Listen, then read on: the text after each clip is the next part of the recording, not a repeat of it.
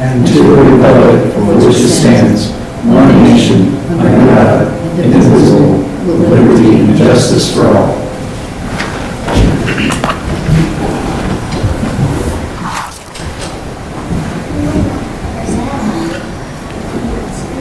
Roll call, please.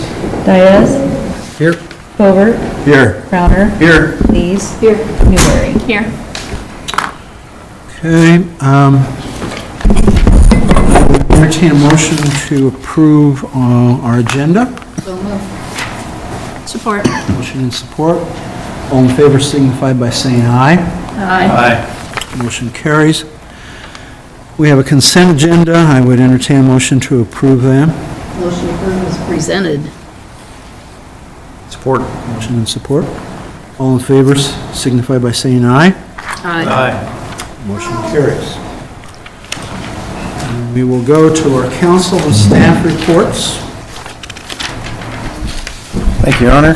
Just a couple items tonight. Reminder, Trees Forever, if you'd like to attend 1 p.m. tomorrow, we're going to meet here at City Hall. We've got about 19, and then we've got about 6 to 8 other locations we'll have to figure out that we're going to do tomorrow. Cleanup Day, it's the 22nd. We're looking, at least from a staff, if council love to join us, that'd be great. To probably do park cleanup.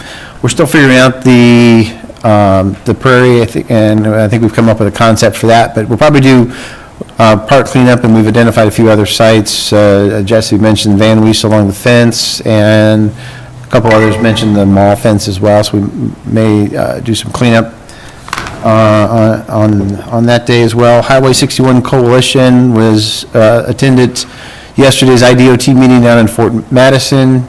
There was 2 presentations. Regional Planning did a presentation about some of their activities, and then Taylor Collins presented on behalf of Highway 61 Coalition in the Roosevelt Corridor.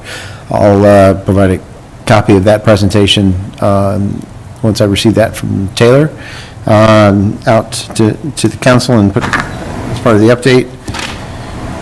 And let's see here.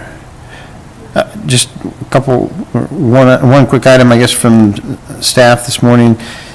17 permits in the past 30 days, 10 permits in the last 7 days. So the trend is continuing. People are out and construction is up consistently.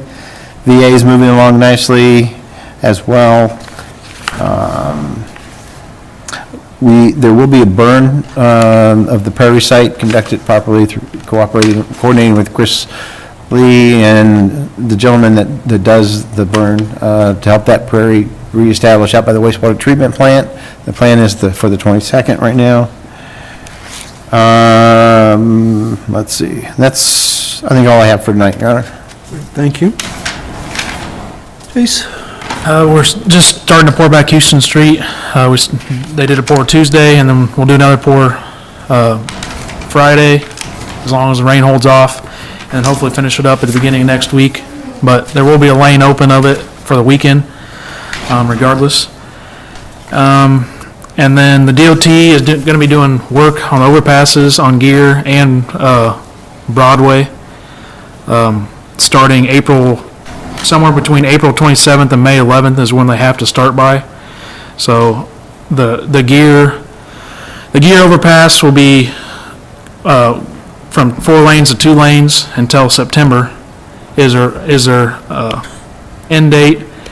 And then Broadway, they're thinking they're going to be able to keep it open, but I haven't got a for sure answer if they'll have to do temporary closure or not yet. So. And they're both Broadway's supposed to be done, I think, by August, and then Gear is supposed to be done by September. So, Thank you. Yep. 1 second. What's the time frame on Gear? Gear is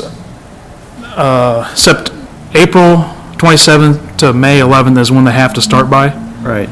And then they're scheduled to be done by September. Okay. Just anything on fire? We got Operation Prom on Friday at the high school, so there'll be increased fire, police. We're doing a pretty big event up there on Friday. If weather holds out, we'll be landing a helicopter on the practice field and all that, just showing that. So it's been a long time coming for us to do that up there. And next year, we're looking at, next budget year is a squad car for the sheriff, or for us. There's a cost savings right now with going with a Chevy, another Chevy. This one will be a Silverado for Sergeant Melson, because he does our firearms and he carries the equipment back and forth from the range and all that. And we're looking at possibility, looking at maybe 2 cars, because they're about $12,000 cheaper than what the Tahoe is. They're a 2024 model, fully equipped, full warranty, bumper to bumper, 100,000 on the powertrain, 3 years, 36,000 miles on the other warranty. And looking at possible sharing it with the, as a command vehicle for me between the police department and fire department. Looking at getting some quotes back for trade-in on the Tahoe that Mark's driving now, because Eldon's truck that he's currently using is going to go to Mark. So we're going to trade in the Tahoe, the Dodge Charger, and a pickup from the fire department. So it's just a pretty good deal right now with the cost of stuff. So we're going to have more for you at next council meeting in reference to some cost savings and going this route. I carry equipment, medical equipment with me during the day. It just gives me a little bit more options to carry some things with me since we're working that. Part-timer, that's, that helped us out on a fire that we had last week. We were able to get to a house that had a garage fire within 6 minutes, and there was 3 of us there on scene within 6 minutes, and 2 of them were the part-timers that were working at the fire station during that time. So it really does help us out a lot to get out the door pretty quick. So we appreciate that portion of it too. Okay. Thank you. Anything on yours, Kelly? I was just going to point out that we did set the citywide garage sale for May 16th. It was a little bit earlier this year, but we did have some requests for it to be earlier rather than later, and it was running into the 4th of July weekend. So, May 16th. And I forgot to mention, spring cleanup's May 6th, so.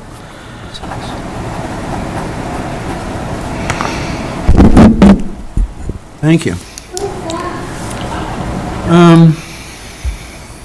Council? Nope. Nothing for me to do. Andy? 2 quick things. Number 1, again, raffle tickets are available here at City Hall for the 4th of July. If you have any kind of group that wants to raise money, they're pretty easy. Come up here and take tickets out, no cost. You sell them for $2, and we'll cut you back a check for $1 for everything you sell. So no cost to your organization, pretty easy.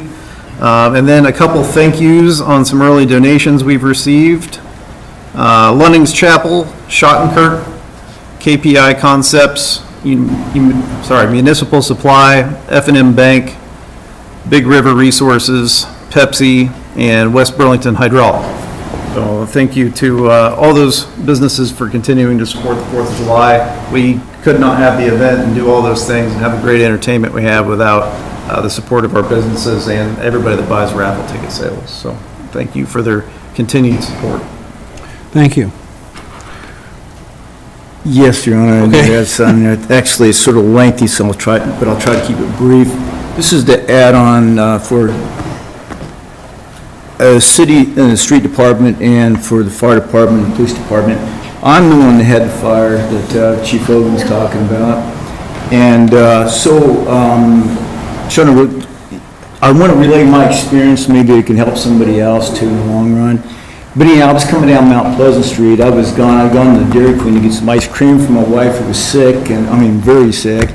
And so she's in the back part of our house, which is, everybody knows, is Van South Home, and then on the very west side, and then my garage, and the unattached garage was on the east side of our facility. Anyhow, when I was coming up, I could see black smoke coming from my area at the Washington Mount Pleasant area, and it was big pools of black smoke. I have no power that goes to that garage, but anyhow, I get there and I see Big Brad from the street department is already there. Unfortunately, he called the fire in, seen the smoke, and the street department was there.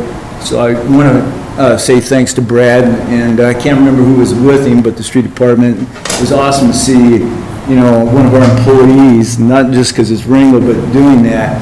Anyhow, I got there, and I mean, the police just arrived, Sergeant Nelson was there, and Officer Bryce, and was there. But the awesome thing about it, I had maybe been there a minute, and the fire department was getting there. And I think it was a 6-minute response time, wasn't it, Chief Logan? Which is incredible when you think about it, volunteer.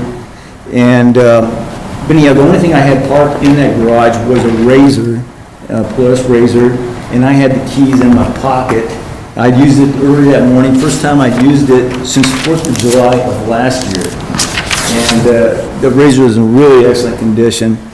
And it had been raining that morning, so grass is wet, everything in it. And the reason I'm bringing this up, because I had one of my family members who had mowed a few years earlier out on a farm and left their John Deere 360s parked outside, and then they parked in the barn and they left. And I thought, they caught on fire. It was, you know, from dry grass. So I always made it a habit when I use my mowers and my four-wheelers, when I'm working in my pasture, to always leave them outside the garage to make sure that, you know, had no idea. But anyhow,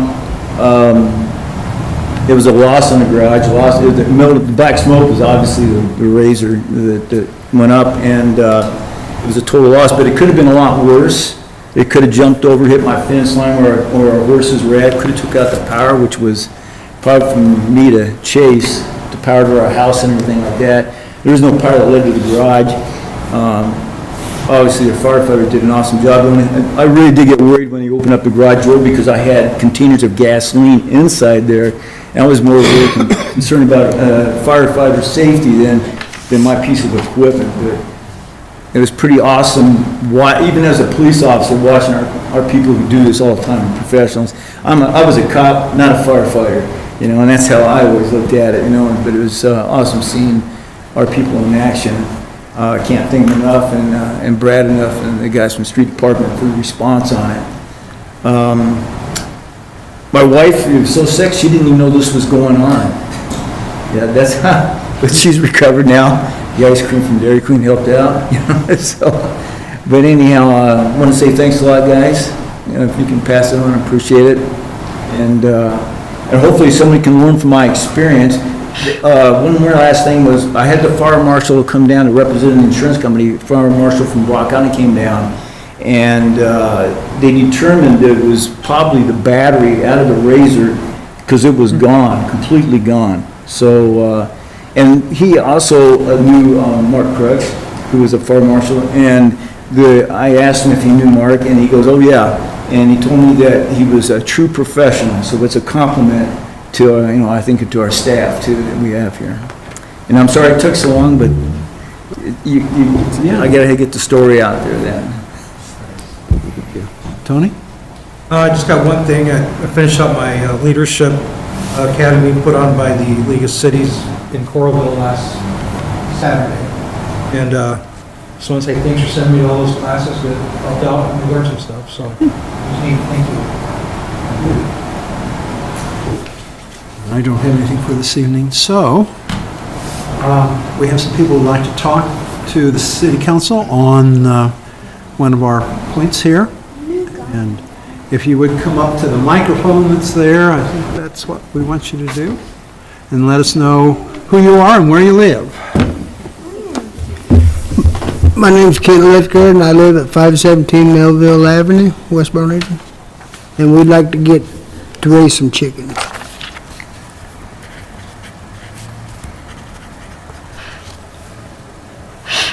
I haven't done this before. You're just fine. Yeah. Talking in favor of the chickens then. Okay. we will go through that discussion at the end of, it's our last point on our agenda today. All right. All right, thank you. Any other members that want to talk? If not, I will start us into new business. Our first item in new business is considering a resolution approving plans, specifications, form of contract, and estimated cost of the Pat Klein water main replacement project. Ron, we need to have a hearing. Public hearing. Sorry, I overlooked that. Well, then I would, do I need to have us vote into this? Okay. Or do I kind of just declare it's a public hearing? You just need to open it, ask for public comments. Okay, all right. Well, in that case, I declare we have a public hearing at this point for the plans, specifications, form of contract, and estimated cost of the Pat Klein water main replacement project.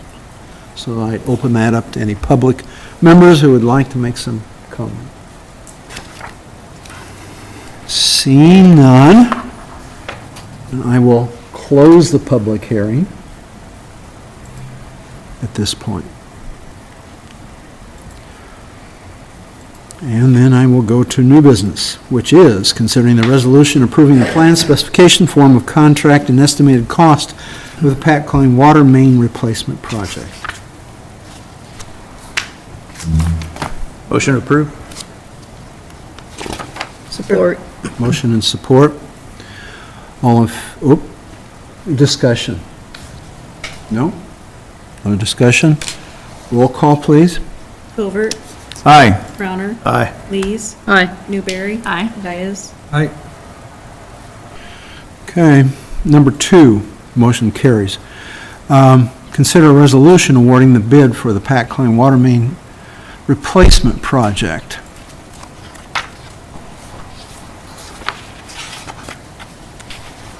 Do I have a motion to approve? Motion. Thank you. Second? Second. Thank you. Discussion? Seeing none, roll call, please. Happy to answer any questions on the project. If you note on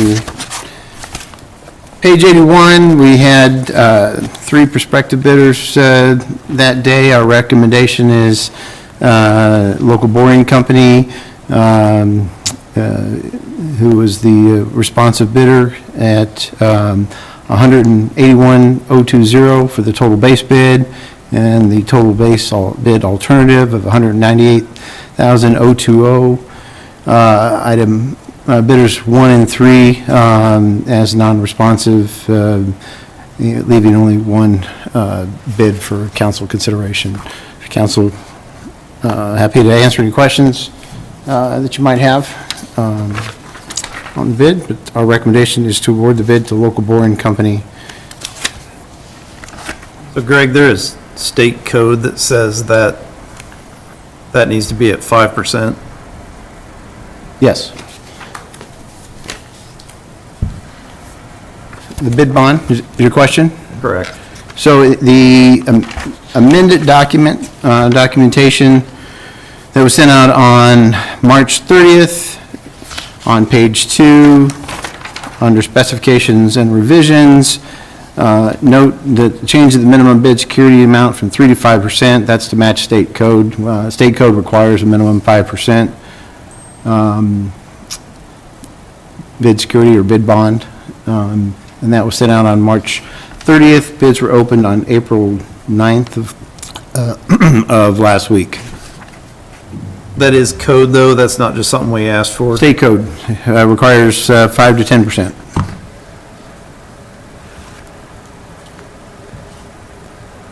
Original document was incorrect at 3%. The bid document that was sent out on addendum number 1 on March 30th noted the correct amount prior to the bid openings of 3 to 5%, excuse me, from 3 to 5%.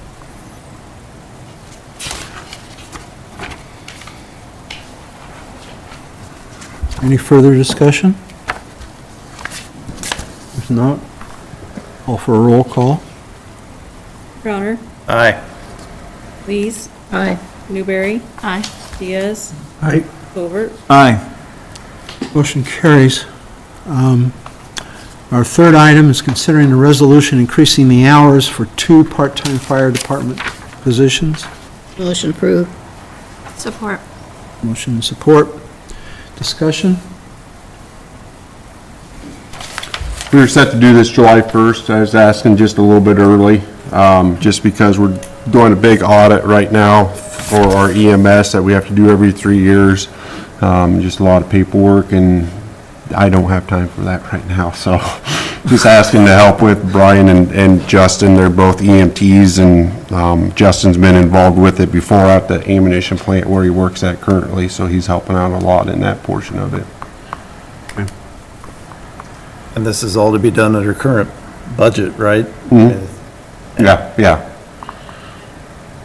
We've They'll got be the money in responding, the current- and most notably, they'll be responding to calls during that Yeah. 8 to 5 PM when they're on Working. duty with the city.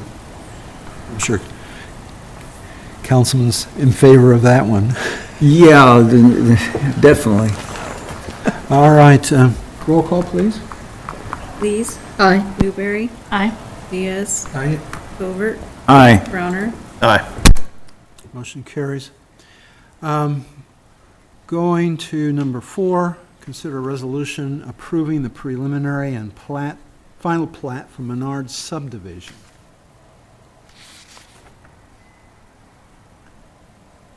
Motion approved. Motion approved. Do I have a second? Support. Support, thank you. Discussion?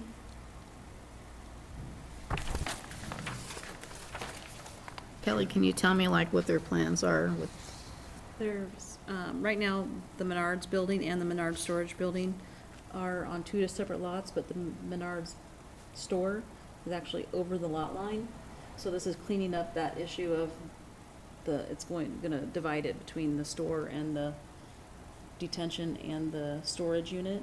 And it's also carving out 2 outlots in front of the Menards store for future development. is like more storage units or? So There's a proposed, Les Schwab, it's a tire shop that they're looking to do out there. But the main reason for doing this is to clean up the lot lines. You don't want a lot line going through a building. So really, we've got 4 clean lots following this preliminary and final plat. That's the main purpose of it, but it also allows them to move forward with the Les Schwab, the project as well. If you look on the final plat, you'll see easements for access, stormwater, so they have all the necessary access and utilities addressed for construction in the outlot as well, and access. But Our current code does not currently allow for storage units in that zone. Is that correct? Didn't we have to do something different to allow? Yeah, it was, Board of storage units Adjustment. are allowed in I-1, Right. and they did get a Board of Adjustment special use permit for it. I thought I remembered that, but I wanted to ask a question. And it stays with the Menards building, so it's Okay. just for Menards. And it was essentially equal with where the buildings on the outlot would be built as you move along the location at the time when we were discussing that. And the 2-foot trees were supposed to be replaced. They were supposed to be in something more substantial, was one of the requirements as part of that, out in front. And so we're working with the current individuals. That gentleman with Menards must no longer be working there, so they're working to fix that for us as well.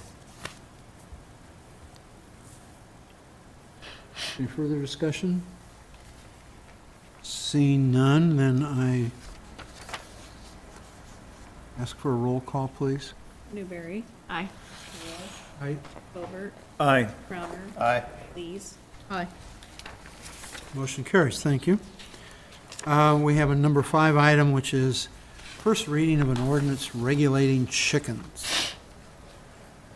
Motion to approve. Second. Motion is second. Discussion on this? I have a question.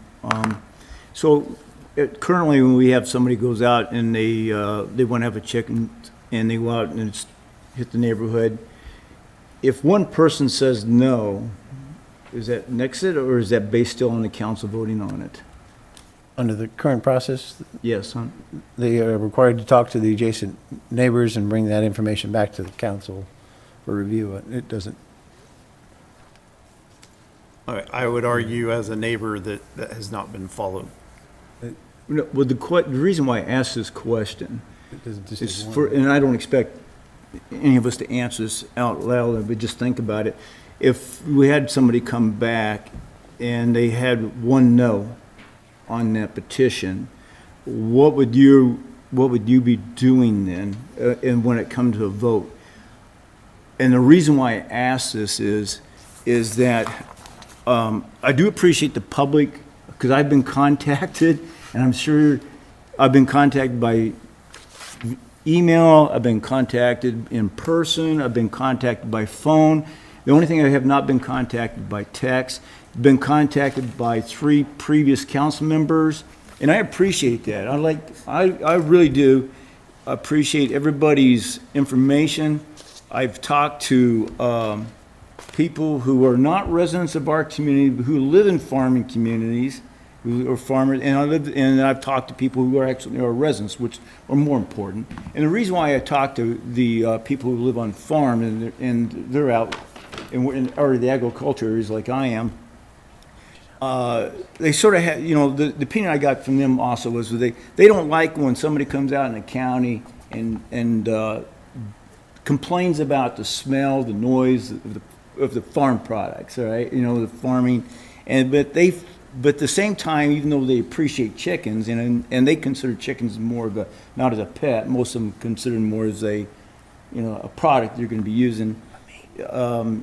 But they understand that, hey, I know that if I moved in the city, my expectations would be completely different than me living out on a farm. And so and that's sort of the feelings I'm getting from a lot of people. I also got feelings from other people that was for the chickens, believe it or not, that felt a different way. And I know, and I always talk about, even though I'm getting older, I try to keep an open mind because cultures and people change. And I was trying to explain to my wife a little bit about when we do these, when we vote for these and things like that, and we set them in rules and regulations, this is like a living document that changes in time and people think different. And I think now is that, for me, and like I told you last time, I was on the fence on this because I have very strong feelings about being able to do what you want on your own property. But also I have very strong feelings about the way that people's expectations when they live in an inner city, the farm products. I just thought that I'm probably going to lean towards supporting the resolution myself, just based on that. And the other thing was, I also received information through other people and directly from some people that had previously stated that they said it was okay, but they really didn't want to do that because they didn't want to be the bad neighbor and then have everybody disliking them. And I actually had a couple of people told me that they would vote yes, they would put down yes if they came to their home, even though they were against it, because they didn't want to be the bad neighbor, and they felt that it should have been the city council that should have solved that problem before it got to them, because they didn't want that. They didn't want to have that bad neighbor relationship where they wanted somebody to take the heat off of them being us, the council. So that's sort of what swayed my decision on it, even though other people said, well, they should have enough courage to say they just don't want the chickens next to them, but not everybody's like that. Not everybody's like that. And again, I'm sorry so much time on it, but No, that's fine. I really did appreciate the public reaching out. I'm sure all the other council members got people talking to them too, and that's, to me, that's important when our citizens talk to us about what they prefer and they don't like. Your Honor, Yes. Kelly's been kind of keeping a list of those that contacted here. We had four contact us in favor of. It says 4 and against. So 4 in favor, 8 against, and 1 other that said to limit it to 2 on there as well. I had one gentleman come in and speak to me too about property rights and ability to do things on their own property, but I also have the right to the use and enjoyment of my property when it's adjacent to that property. And I think those property rights need to be considered at the same time. I need to be able to use and enjoy my property just like somebody, and just like the neighbor next door does as well. So, I mean, however you feel on the topic, it's not, I think what we have here allows it limited use given, but an appropriate use personally, but personal opinion. No, and even though somebody may be an employee of the city hall, the majority of the people employed here in the city hall are living in our city too. And it's important to have their views also. Any further discussion? I just had one question in that, under G4, it talks about the chickens can't roam past a property line, I think. But in, then H1, it says chickens shall be kept within an enclosure at all times.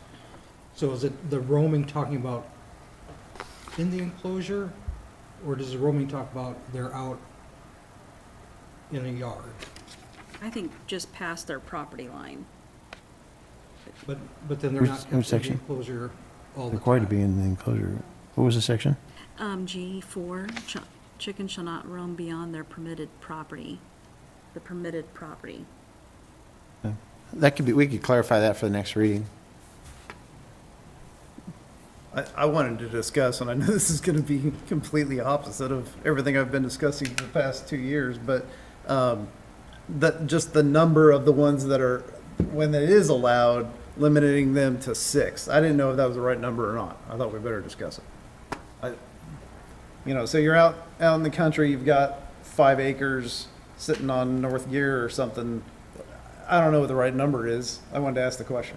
Ag is separate, so make sure we keep that piece separate. If you're on ag, that's dealt with under a different chapter.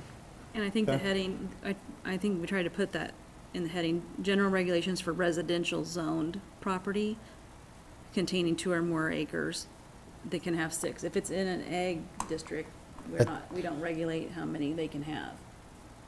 Is my, Right.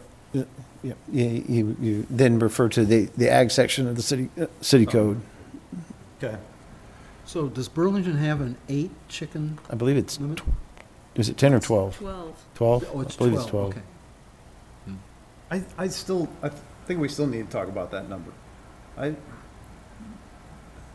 Because that'll cover that one, but what about the prior agricultural use case, which in this case is homestead, right? I guess I don't know how many chickens they have, but I don't know if that number is correct. This is only the first reading. I'm just thinking between now and then we ought to have that discussion and. I think we added, that's under permitted locations. Number 3, property actively used for agricultural purposes as a lawfully established non-conforming agricultural use. And that would, you felt that would permit them to be at, like, the homestead that has had them in the past. You still have to Completely confirm agree. the I'm only number, talking though. about the number. But what's the right number? That they would then be. They're the only other existing legal one, so we could, They're- I don't know how many chickens they have. We could talk to them. I have no idea if 6 makes sense or it'd be 2 or 4 or 20. I don't know. I mean, we could start by asking the Crowells. I honestly haven't, Yeah. I asked the Crowells. All of ours are based on the ordinances that we've reviewed. This is the ordinance from Clinton that we talked about. Right. Well, just to get my 3 clucks in, I'm totally against this. We have had the permits forever and ever. I've called 5 different realtors, and I asked the question, how many houses did you not sell because their next door neighbor had chickens? And the answer was none. it didn't affect the sale at all. I said, does it devalue the property? And they said, no. And one of the realtors that I talked to that does raise chickens, she said that the smell will only come from the owners that don't clean the chicken coop. And it'll be an ammonia smell. And she said, if you're a good egg chicken person, that they keep it clean because the smell of the ammonia will go into the egg. So you're losing your eggs if you don't keep it clean. In our ordinance for dogs, you're limited to 4 dogs. And chickens, I feel I would probably rather live next door to a person that's got 6 chickens than my neighbor that's got 3 dogs, 8 cats, and they come to my yard and don't. I mean, I have 2 Scotties, and I'm out there scooping the doo-doo every other day. It depends on the ownership and the responsibility of that person that wants those animals. I feel like, Ringo brought it up, that the people are required to go to their surrounding neighbors within 100 foot of their property to get signatures to okay for chickens. And everyone has done that so far. And if they didn't want to sign, then they should have just said, no, I don't want to sign. And then leave it up to us rather than being the neighbor that, you know, if they have one person that does not want chickens, then that should come to us and we can just say, well, you know, not everybody wants chickens. And that would take the responsibility off of the residents surrounding the chicken coop. We have, according to our permit, they have to have a chicken coop, they have to have a fence, they have to have all of the necessary stuff to raise chickens. Jesse, how many chickens have you had to arrest this last quarter? Last quarter was 0. How many loose dogs have been out that you had to go and corral? We issued a citation a couple weeks ago for a loose dog in a 600 block of Broadway for running at large. And I think that's a problem child, if Yes. that one's loose a lot. But yet, what do we do with the owners? I mean, give them a citation, but the dog will be loose again in 3 days. I feel that we should keep what we currently have, maybe clean it up a little bit, because I agree there are areas in our town that have small lots in the older part. And we should allow chickens by square footage. I think I read so much on chickens, it's getting ridiculous. I feel like I've got feathers. I think there's, like you need 4.5 feet per chicken for footage. I think this is wrong. At what point do we say that you can't do this or this or this? I'm not a snake lover, but I know there are snakes in the community. Do we have a permit for snakes, to have snakes in our community? No. They're considered an exotic animal to me, and I don't think they belong in a residential area. My neighbor's got a boat.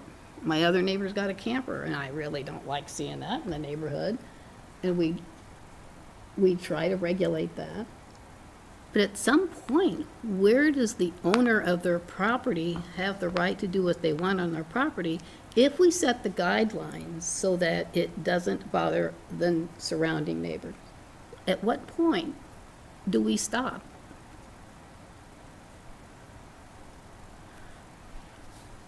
I don't know. I just think that this is too restrictive. We've only had, 2 complaints. We have one fella down on Prairie who hasn't conformed to getting his permit and stuff like that.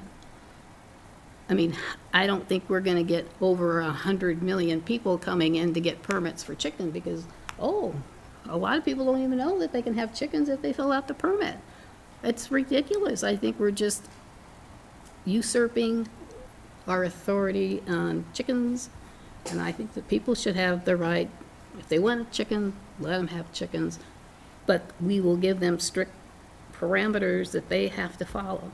And if in a year's time they go back and they have to go back to those people and get permission again to have their chickens, it's at that point in time where a neighbor can say, you know, your chickens have been kind of smelly. They make too much noise. When they go to roost at night, they don't get up and cluck around at night. They're sleeping in the rooster's house. I mean, I've talked to several people that owns chickens, so I've learned a lot about chickens. And I just think that this is too restrictive. We've never had a whole bunch of issues regarding chickens. And if it doesn't affect the retail value of selling a house in West Burlington, I think we're just pushing our authority too far. That's just my 4 clucks. Appreciate your opinion, Therese. I want to talk about a few of those items. Number one, we currently have no code about chickens, so we can't really keep what we have. We've got to do something. Even and that's what we've been saying for a couple of years is let's pass something. Yeah. Even when the vote was the other way and it was 3-2 or 4-1, we needed code. And that's the only reason we're back here today is council failed to pass code. Now the votes have changed. I don't know what realtors you talk to, but they're 100% wrong. And I'd be happy to take you to a house I had listed in Burlington last year. Chickens weren't even next door. They were about 3 houses down. Had a really tough time selling it, and I can show you texts of people that didn't want to be by the noisy chickens. So it's not everybody, but it's a percentage of people. And any time you take a number of buyers out of buying your house, it's worth less. And lastly, on both of the 100-foot things that we've had, neither one of them went to the neighbors that disagreed with them and had them signed. So the one that's by me did not come to me. And the new one on, I'm not going to mention the name and call them out, but they didn't go to the person behind them, who has been one of the ones here speaking against it. So we're not following that either. They did it. I've got a question for Greg. So we vote on this and we pass it. And let's just say we have citizens that say, hey, we don't like that ruling. Can they put forth a paperwork or a, I don't know how to say, petition forward then, and if they feel like, and put it to a vote? I mean, even though we voted this, the citizens still have a right, I would think, to petition for it if they feel there's enough in our community feels like they want to put that up for a vote and have a general consensus then. No. They can vote us out. It's a council decision. They can't bring it forward for a vote. This falls under council's authority, it's not allowed to be taken and put on ballot. It's not a ballot issue. But if that happened, then there was 3 council members that wanted to bring it up. They can bring a petition forward to city council. Right. And council can bring it up at any time. Absolutely. That's what I was thinking you meant. Well, I think when we were going back through the zoning, we talked about chickens then. And I think it was like we were going to have like so many chickens per square foot. And In the draft zoning that ball ordinance. got dropped somewhere along the line. It's in the draft zoning ordinance that way. We have a draft zoning ordinance that has a chicken component with rules and regulations. But we still were not going to restrict it residential. No, that, It could only have so many chickens. It But had so now many it's chickens per- completely out of the residential, because there's no lot that has 2 acres in the city proper of West Burlington. Oh, yeah, there is. Did you say in proper West Burlington? In the city proper. Okay, There's yeah, no you're right. 2-acre lot that will allow you to have chickens. So that restriction's gotta go. And just put it, so many chickens per square foot. So, first, I'd like to agree with Ringo. We were elected to make the decisions based on our community and our community needs, and without them reaching out to us and telling us their opinion, we're guessing. So, I very much appreciate the community's involvement. That being said, I think we've talked to different people, because I'm getting daily requests to allow chickens, daily. In person, text message, phone calls. It has been blowing up my phone. So yes, we have a lot of community members who are pro-chicken. I also can respect Greg's opinion, as his property also has value, and his desire to protect that from his neighbors having chicken matter. This proposal that we have is kind of a joke in my opinion. We do not have in proper city 2 acres, so what is the point here? Just to prevent it? I will agree that we need some regulations, and I will agree that this needs to be worked on. But what we have in front of us is not appropriate for all of our citizens, and it's not what all of our citizens would desire. The 2 acres is for the out in the country people. And I understand that, but then we've just blanketed the inner city people, sorry, you can't do it. And I just feel like that is too restrictive, and therefore I'm against.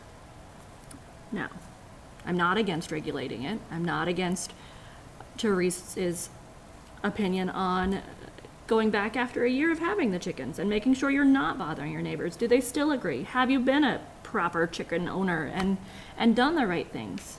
And I do think we as a city need to do due diligence in making sure they have talked to those outliers, those back neighbors that we didn't question that do have a problem with it. But just to blanket say no, I don't agree with.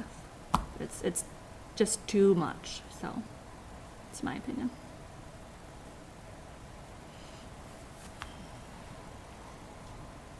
Further discussion? I never thought such a subject, seriously, on.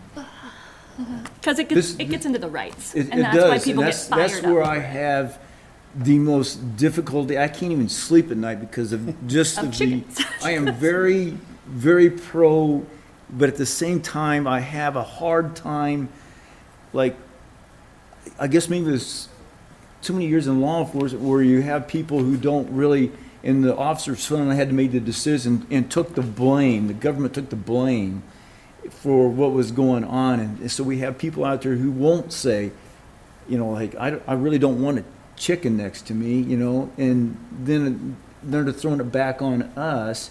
They make that decision for them where, and I get that, but it's been a tough one for me, and still, it'll be even for the second and third hearing on this. And believe me, there's spouses I know have different opinions on it. My spouse and myself have a different opinion on it. And I know other spouses have different opinions on it. So it's just, you know, everybody's like, I personally don't have anything against chickens. I could, a chicken be next door to me. I've had pot-bellied pigs living next door to me. It didn't bother me because I was used to farm animals, you know.